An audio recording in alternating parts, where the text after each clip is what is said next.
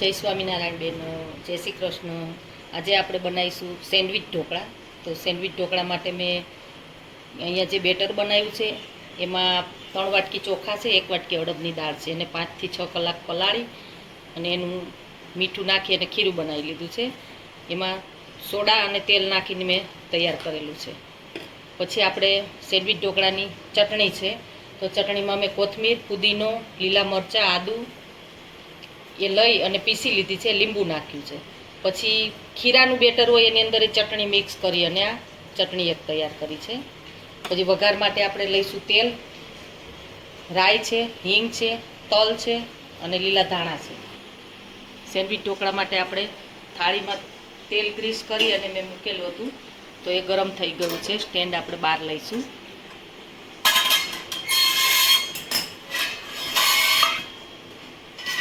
તેલ લગાવી અને ગ્રીસ કરી લીધેલી છે. એની અંદર આપણે 2 ચમચા બેટર પાથરીશું. 5 મિનિટ માટે થવા દઈશું. હવે આપણે આ 5 મિનિટ થઈ ગઈ છે ઢોકળાને, તો આપણે એને બહાર લઈ લઈશું.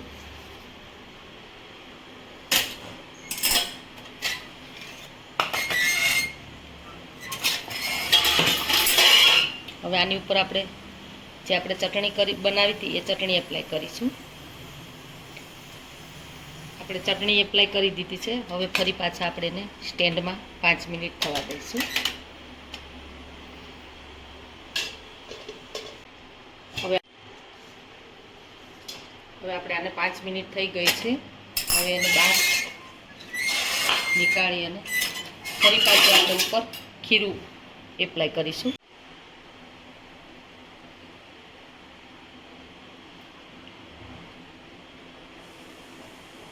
આપણે આ બેટર એપ્લાય થઈ ગયું છે ને, હવે એને આપણે 10 મિનિટ ચડવા દઈશું, એટલે આપણા સેન્ડવિચ ઢોકળા તૈયાર થઈ જશે. આપણા સેન્ડવિચ ઢોકળા હવે 10 મિનિટ થઈ ગઈ છે, તો આપણે જોઈ લઈશું. જો આપણે ચપ્પુ ક્લીન એકદમ આવે છે એટલે આપણે થઈ ગયા છે. એને આપણે બહાર લઈ લઈશું.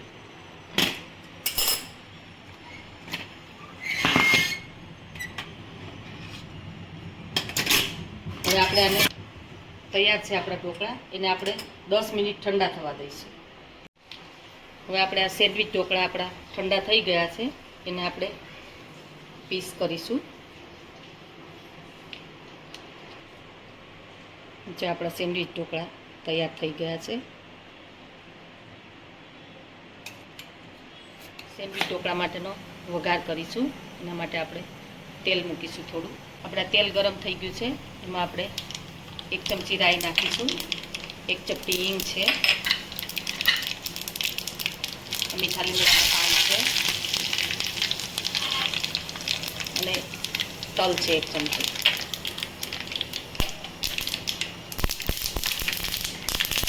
હવે આપણે લીલા ધાણા ઢોકળા ઉપર નાખી અને આપણે વઘારી દઈશું.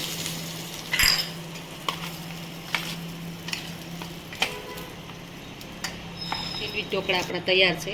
આપણે એને સર્વ કરીશું. તો તૈયાર છે આપણા સેન્ડવિચ ઢોકળા. જો તમને મારી રેસીપી ગમી હોય તો લાઈક, શેર અને સબસ્ક્રાઈબ કરજો.